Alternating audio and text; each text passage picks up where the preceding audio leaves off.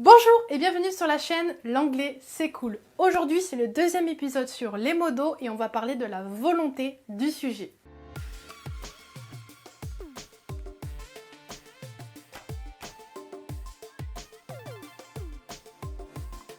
Alors avant de voir cette vidéo, je vous invite évidemment à aller voir le premier épisode de la série sur les modos. Bien évidemment, vous pouvez regarder les vidéos que vous voulez sur cette série, mais je pense que si vraiment vous voulez tout savoir sur les modos, à mon avis, c'est plus simple pour vous si vous suivez la chronologie que j'aurais décidé de faire par rapport à la série sur les modos. La première vidéo vous permettra également, notamment au tout début de la vidéo, donc si vous voulez cibler juste l'introduction, vous le pouvez, c'est au tout début de la première vidéo. Je vous résume un petit peu en fait ce que c'est des modos radicaux, des modos épistémiques, et surtout tout ce qui est général en fait par rapport aux modos, donc qui concerne autant les modos épistémiques que radicaux. Donc là forcément je ne vais pas le répéter dans cette vidéo, donc si jamais vous voulez avoir un aperçu global de ce que c'est des modos, je vous invite à aller voir l'introduction de la première vidéo. Donc aujourd'hui, voilà, nous allons continuer cette série sur les modos. Je ne sais pas encore exactement combien il y aura de vidéos, mais voilà, vous allez voir au fur et à mesure des semaines ce qu'il se passe sur la chaîne. Donc aujourd'hui, nous continuons sur le sujet des modos et nous allons aborder ce qu'on appelle la volonté du sujet. Donc quand je dis du sujet, donc le sujet en fait c'est juste la personne de qui on parle en fait dans la phrase. Donc ça peut être vous, ça peut être votre voisin, ça peut être il, elle, nous, vous voyez ce que je veux dire. Donc quand je dis sujet, c'est par rapport à ça. Donc peu importe en fait le pronom personnel sujet qu'il y aura au début de votre phrase. Ou le nom aussi. Donc avec cette catégorie-là de modos, avec cette thématique-là, en fait, on reste dans les modos radicaux. On n'est pas dans l'hypothétique ou la probabilité. Donc première partie de cette vidéo, nous allons parler de la volonté au présent. On va utiliser un modal qu'on a déjà vu pour deux choses différentes. Dans la première vidéo, on l'a vu, et dans la vidéo sur le futur, on l'a vu aussi. Si jamais ça vous intéresse, je vous invite à cliquer sur le petit juste en haut ici pour aller voir la vidéo. Du coup, c'est le modal will.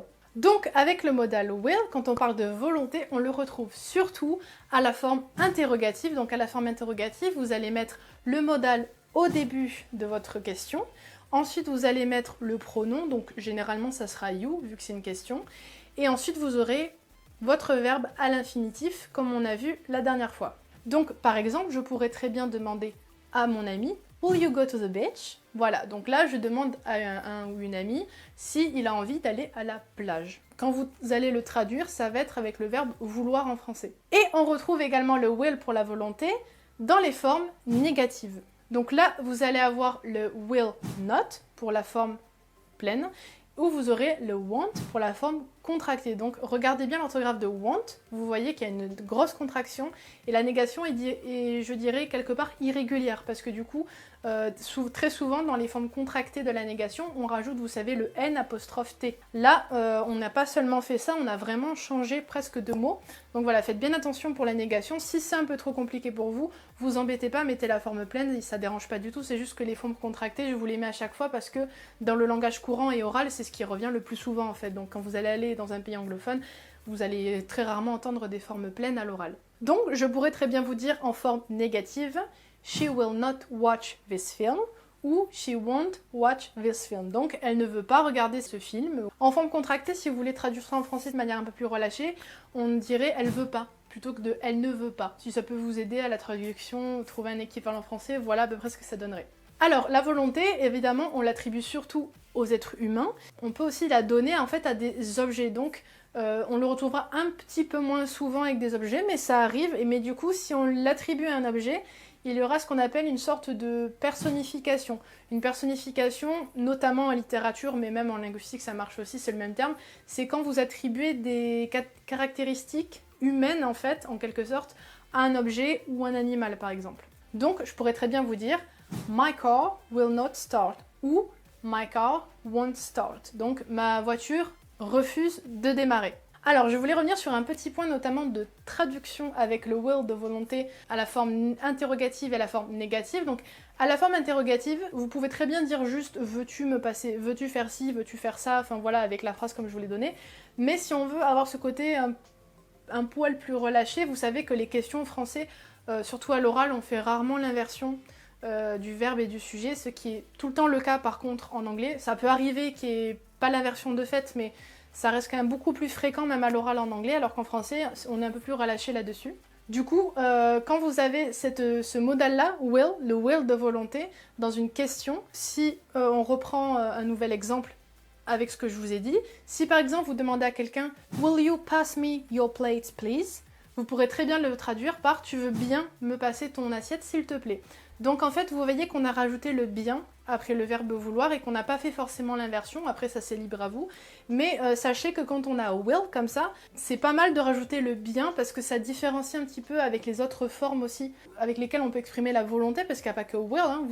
Dans les questions en tout cas, vous avez aussi want, vous avez un autre modal qu'on verra un petit peu plus tard dans la vidéo. Enfin voilà, vous avez différentes façons de le demander. Ensuite, toujours par rapport à la traduction, par rapport à la forme négative, donc will not ou want, pareil, vous pouvez avoir une traduction un peu différente de simplement ne veut pas. Donc du coup, vous pouvez très bien dire refuse. Comme je vous ai dit, d'ailleurs plus haut avec l'exemple avec la voiture, j'ai dit ma voiture refuse de démarrer. Ce genre de traduction-là, ça peut vous aider justement à différencier un petit peu les différentes façons qu'on peut avoir d'exprimer la volonté ou la non-volonté, si on veut. Parce que la volonté s'exprime aussi avec le verbe want, c'est le plus fréquent même, je dirais. Ça peut vous aider dans votre esprit à faire un peu la différence entre les deux. Donc justement, par rapport au verbe want, ça c'est un verbe qu'on retrouvera pour le coup pour les formes affirmatives, dont on n'a pas parlé avec will, parce que ça ne fonctionne pas. Pourquoi ça ne fonctionne pas will dans les formes affirmatives? Tout simplement parce que, comme on l'a vu dans la vidéo sur le futur, will, justement, si on l'utilise dans une phrase affirmative, on pensera que c'est pour du futur. Donc c'est pour ça que c'est extrêmement, mais quand je dis extrêmement, c'est extrêmement rare de retrouver will pour parler d'une volonté à la forme affirmative. Quand c'est affirmatif, vous prenez pas la tête, utilisez want, et voilà, ça suffira amplement. Sinon, vous risquez de tomber un peu dans la confusion. Enfin, votre interlocuteur, en tout cas, va pas forcément bien comprendre sur le moment et va penser que vous parlez au futur. Donc, voilà, faites juste attention à ça. Ensuite, on peut parler d'une volonté toujours au présent avec will, mais cette fois-ci avec sa forme prétérie, donc would ou wouldn't si c'est négatif. Donc du coup, il n'y a pas vraiment de différence entre les deux, seulement, toujours pareil, quand vous utilisez la forme prétérite d'un verbe pour parler de quelque chose au présent, c'est ce qu'on va appeler le conditionnel, donc du coup ça va un peu atténuer l'effet plus direct du verbe qui est au présent simple, ou du modal, là en l'occurrence qui est au présent simple, et du coup ça va donner un aspect un peu plus poli, un peu plus réservé, vous voyez, quand vous allez poser la question ou dire que vous ne voulez pas faire quelque chose.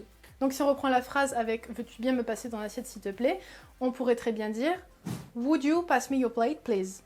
Donc là en français ça donnerait « Tu voudrais bien me passer ton assiette s'il te plaît ?» Voilà, si on reprend la forme avec le bien et la non-inversion du sujet et du verbe, ça donnerait ça. Ensuite, avec would, on peut aussi retrouver la formulation I wish, et entre le I wish et le would, du coup, vous avez le reste de votre phrase. Donc c'est la seule forme affirmative avec laquelle on peut retrouver le would de volonté, pour le présent en tout cas. Et cette formulation, en fait, on va s'en servir quand on veut exprimer le fait qu'on aimerait que quelqu'un d'autre fasse quelque chose à notre place. Donc c'est pas forcément quand vous êtes sur le canapé en mode j'ai la flemme et j'aimerais bien que ce soit lui qui fasse la vaisselle à ma place, ça peut être ça, mais ça peut juste pour demander quelque chose en particulier à quelqu'un aussi. Pareil, on va utiliser le would en fait pour atténuer cette espèce de côté assez direct et qui peut ressembler un peu à un ordre avec juste will ou want, pour le coup même à l'affirmatif. Donc du coup, avec wish, on pourrait très bien dire « I wish you would cook this time ». Voilà. Alors attention, je vous rappelle avec would, vous le voyez écrit depuis tout à l'heure, on l'a déjà vu dans la première vidéo sur les modos, donc il y a 15 jours, mais du coup, je vous rappelle que would s'écrit avec un L avant le D, mais le L ne se prononce pas, donc faites bien attention à la prononciation, ne dites pas would. Donc déjà, je trouve ça un peu compliqué à prononcer personnellement, mais en plus c'est pas ça, donc du coup faites bien attention, c'est would. Oubliez totalement le L. Ensuite, on va passer à la deuxième partie de cette vidéo qui va être un peu plus courte, vous allez voir, c'est sur la volonté, mais cette fois-ci au passé. Alors là, pour le coup, je peux pas faire plus simple, c'est comme tout ce qu'on a vu avec will, pour les formes interrogatives et négatives, mais cette fois-ci, on va utiliser juste would. Donc avec would, par contre, il faut faire attention pour parler d'une volonté au passé, parce que du coup, on va surtout le retrouver à la forme négative, parce qu'en fait, si vous l'utilisez aussi avec la forme interrogative, on va confondre cette forme-là, qui est vraiment au passé, avec la forme au conditionnel qui vous permet au présent d'atténuer votre demande, genre voudrais-tu, tu voudrais bien faire ci, tu voudrais bien faire ça, vous voyez. Donc pour pas tout mélanger, au passé on n'utilisera pas forcément would dans les questions, ça sera plutôt want par exemple. Donc du coup, pour une volonté au passé, ça sera vraiment et uniquement pour la forme négative de la phrase. Donc par exemple, je pourrais très bien vous dire, si on reprend la phrase avec la voiture, vous dire my car wouldn't start. Voilà, et je pourrais très bien rajouter, pour accentuer l'effet, que c'est vraiment au passé et pas au conditionnel, parce que même si ça serait un petit peu bizarre, mais du coup de vous rajouter my car wouldn't start this morning par exemple. Et si je vous dis ça l'après-midi ou le soir, vous comprendrez que c'était une non-volonté pour le coup au passé. Donc voilà, j'en ai fini avec cette vidéo. N'hésitez pas à me dire ce que vous en avez pensé dans les commentaires. N'hésitez pas à me dire, toujours pareil, si vous découvrez un petit peu le sujet des modos et si du coup ça vous a aidé à mieux comprendre ces petits mots un peu bizarres que vous retrouvez un peu partout dans la langue anglaise. Si la vidéo vous a plu, n'hésitez pas à mettre un pouce bleu en bas de la vidéo. N'hésitez pas à vous abonner, c'est méga giga important. N'oubliez pas non plus la petite cloche pour être au courant de toutes mes vidéos quand elles sortiront grâce à la petite notification. Sur ce, je vous souhaite un excellent week-end. Prenez grand soin de vous encore et toujours. Un grand bravo au personnel médical parce que le coronavirus, il est pas parti encore celui-là. Sur ce, je vous fais d'énormes bisous et je vous dis à très vite dans une prochaine vidéo. Bye bye!